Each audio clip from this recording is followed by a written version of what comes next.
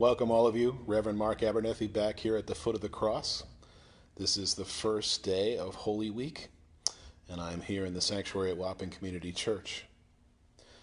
Last week I got an email message from my brother who goes to a Presbyterian church in Brooklyn, New York. And he passed along an article written by his pastor in Brooklyn. And in that article, that pastor was describing her interaction with one of her parishioners. And that parishioner said something that I think is really fascinating. That parishioner said to his pastor, to John's pastor, "This has been the lentiest Lent that I can remember in my whole life."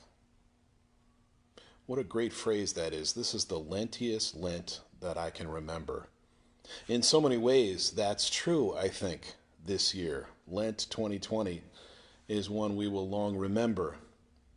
If part of the idea in Lent is to be prayerful and to be reflective and to spend time thinking about what's going on around us and in our own lives, then this Lent has been Lenty indeed. If Lent is a time of the year when we think about the isolation and the suffering and all the things that Jesus went through on the way to the cross, then indeed this Lent has been lentier than usual. We have been able to do all those things during this Lent. We have had more time for prayer and reflection. We've spent time in isolation. We've looked around in fear and anxiety about the suffering that's going on in the world. So I think this year has maybe gotten us more in touch with what Lent is really all about. And perhaps more in touch with some of what Jesus endured on his way to the cross long ago. This may well be the lentiest Lent that I can remember in my lifetime also. I'm sitting here at the foot of the cross today. And if you take a moment to look at the cross above my head, you will notice a couple of things about it. One of the things that I've always appreciated about the Catholic Church is that their cross actually has Jesus on it. And I think it's a reminder to us of the way in which Jesus indeed endured suffering and went through the pain and the agony of dying on the cross.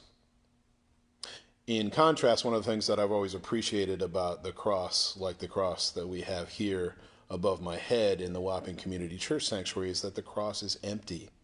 A reminder that Jesus didn't stay on the cross.